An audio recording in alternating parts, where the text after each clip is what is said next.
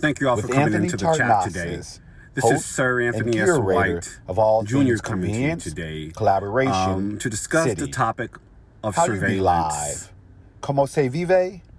Let's sprawl, This post is subplant, and entitled spat about The everything from Absurdity of economics, Surveillance, exercise to evolution. 400 Ideas years of chattel worth sharing indentured for the servitude everyday pays an intellect, insurmountable social cost stimulant, for the and lives, how you'll language, grow land, them and in loss these of the people. unprecedented moments We of are the here now today times. to yet Put again off try to find get a on. fee and a See you in the feeling for the chat. financial loss and the international criminal acts that leaves a lineage of emotional and psychological and social hardships.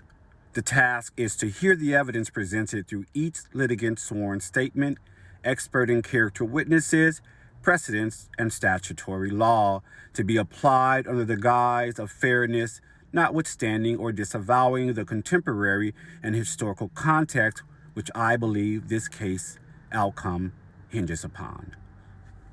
The fact is, poor people in general, black, red, Americans in particular, have been stifled in suffrage by the hands of racist and class-protected prejudices impeding equity in education, housing, social standing, but critically in economic upward mobility and leveled outcomes compared to that of their white counterparts, are disproportionately impacted.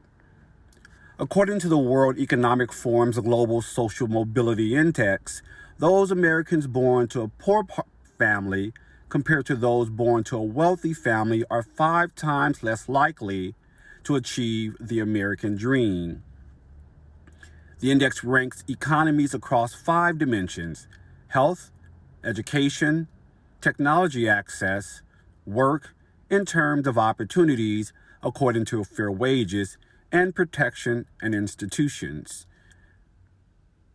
The study concludes that the economic prowess has yet to trickle down to the mouths of the country's underbellied and the most underserved. It has yet to be a reality for many. We are still awaiting, but we are waiting in pain and daily psychological and mental anguish, which has eclipsed long-awaited legal battles, ones that cannot change a heart, but can provide economic relief and healing to so many overtly pressed and expecting families, whose hearts can be accounted in its enumerated breaks, spawning 80 years and counting. However, whose social and economic standing is weighing so heavily its woefully killing spirit.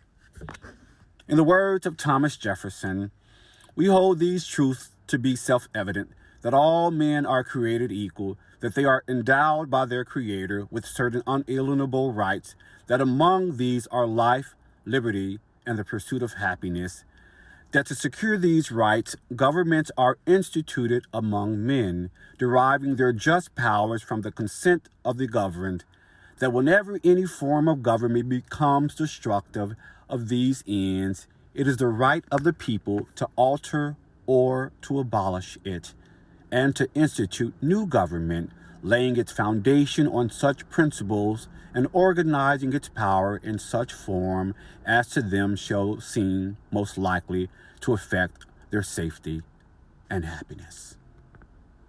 Thank you. These are the opening statements.